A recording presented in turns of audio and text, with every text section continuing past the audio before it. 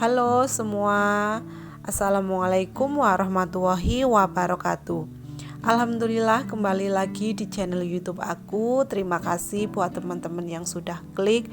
Semoga ada sedikit manfaatnya. Untuk hari ini aku mau berbagi tips buat teman-teman cara menaikkan omset di warung sembako ya. Ini berdasarkan pengalaman aku, walaupun warung sembako aku masih sangat sederhana dengan lokasi yang sekarang ini, Masya Allah aku bersyukur sekali ya teman-teman, warung sembako aku bisa sampai sekarang ini, Alhamdulillah. Nah, untuk berdasarkan pengalaman aku sendiri untuk menaikkan omset itu banyak banget caranya ya teman-teman. Nah, untuk salah satunya, untuk pertamanya itu kita bisa menambah item di warung sembako kita, karena banyak sekali macamnya yang bisa kita jual ya. Misalkan untuk sabun seperti sabun colek juga itu banyak sekali mereknya. Kalau misalkan teman-teman ada modal sedikit, ada keuntungan sedikit, bisa ditambah itemnya. Nah, untuk sabun itu kan seperti ekonomi ini aja banyak banget macamnya ya teman-teman. Ada warna putih, ada warna hijau, ada warna ungu, ada warna apalagi itu kuning. Pokoknya kalau bisa dikumplitin. Juga seperti sabun mandi gitu kan, mereknya macamnya banyak sekali ya teman-teman. Bisa ditambahin, bisa dikumplitin. Kalau misalkan pelanggan itu datang ke warung kita, apa yang mereka cari itu ada, pasti mereka akan senang. Kalau misalkan modal kalian itu masih terbatas, ya belinya, stoknya jangan banyak-banyak ya teman-teman. Misalkan per warna seperti ekonomi, misalkan warna putih 6 pieces, warna hijau 6 pieces, warna ungu 6 pieces gitu ya. Yang penting komplit ya teman-teman. Nah, terus di warung sembako kita juga wajib banget ya kita jual seperti plastik-plastik kayak gini. Plastik itu juga banyak sekali ukurannya, banyak sekali macamnya. Nah, itu juga menjadi salah satu menaiknya omset kita ya. Walaupun plastik itu tidak setiap hari laku, tapi untungnya itu lumayan ya teman-teman, bisa sampai 20%. Kalau plastik itu kan ukurannya banyak, 1 on 1/4 sampai 5 kilo itu ada. Terus seperti kresek-kresek dari yang terkecil yang terbesar, sebisa mungkin dikumplitin ya teman-teman. Karena itu walaupun tidak setiap hari laku, tapi ya lumayan ya teman-teman, karena untungnya juga lumayan besar. Walaupun warung kita itu warung sembako, tapi jangan hanya berfokus berjualan sembako. Kita juga bisa berjualan selain sembako ya teman-teman, untuk menaikkan omset kita. Seperti itu ya, sarung tangan gitu tuh ada banyak macamnya. Biasanya kalau misalkan di sekitar rumah teman-teman itu ada kerja bangunan atau petani gitu ya, biasanya mereka butuh sarung tangan seperti sarung tangan karet, terus sarung tangan kain juga ya. Itu bisa juga disediakan di warung sembako. Terus kalau untuk di warung sembako aku juga jual lap ya teman-teman. Lap buat di dapur itu yang 10.000 dapat 3.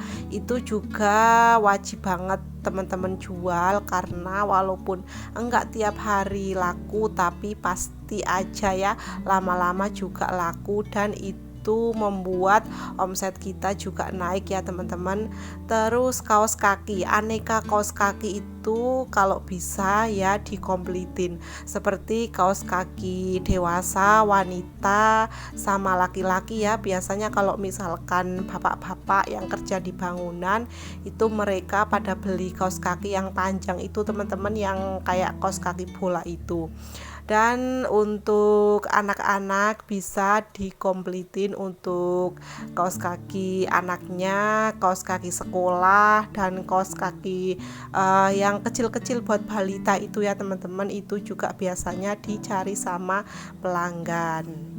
Selanjutnya masih di seputaran plastik, teman-teman juga wajib banget stok seperti alat baking atau bahan-bahan baking ya teman-teman. Untuk bahan-bahan bakingnya ya standar aja seperti mesis dan lain-lain, SP, Ovalet gitu ya, kan pasti ada di warung sembako.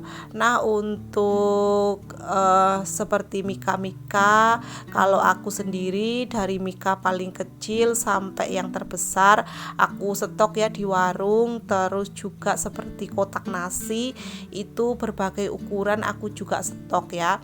Sekali lagi, walaupun untuk seperti mika, terus kotak nasi, kotak snack itu tidak setiap hari laku, tapi pasti ada yang nanya, pasti suatu saat juga laku ya teman-teman. Itu juga seringnya kalau misalkan mereka ada acara pengajian atau apa, pasti mereka cari ke warung, dan itu juga wajib banget kita stok di warung sembako kita.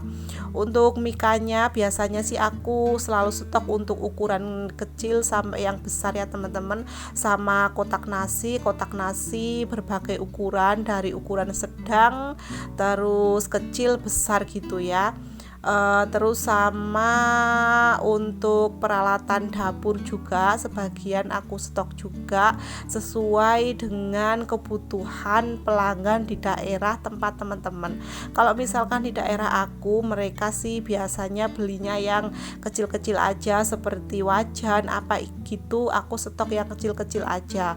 Kalau misalkan ada yang pesen yang besar, ukuran besar, baru nanti aku belanjain ya teman-teman. Tapi kalau untuk stok, aku biasanya cuman stok barang peralatan dapur itu yang kecil-kecil. Seperti alat buat bikin mie aku juga itu stok, terus wajan kecil-kecil, terus ada sendok, terus ada sikat baju, sikat kamar mandi, itu aku juga selalu stok karena mereka juga seringnya pada butuh, pada nanyain ke warung. Selanjutnya perbumbuan, kalau di warung sembako teman-teman belum stok, ini juga aku saranin di stokin ya teman-teman. Seperti perbumbuan, ada bawang merah, bawang putih, terus kemiri, merica blondon yang masih blondon, bukan yang bubuk itu ya. Terus tumbar juga yang masih blondon, itu laku banget sih kalau di warung sembako ya. Teman-teman bisa stok untuk perbumbuan tersebut. Itu juga benar-benar membantu meningkatkan omset di warung sembako kita. Apalagi perbumbuan seperti bawang merah, bawang putih, bombay, dan bawang sincu. Itu bawang putih aja ada 2 macam ya teman-teman. Itu bisa di stok dan itu tuh laku banget kalau di warung sembako. Pastinya ibu-ibu kalau setiap hari masak ya pasti mereka butuh perbawang-bawangan. Oke, sampai di sini dulu sharing-sharing kita tentang warung sembako ya. Bisa kita lanjut di video selanjutnya.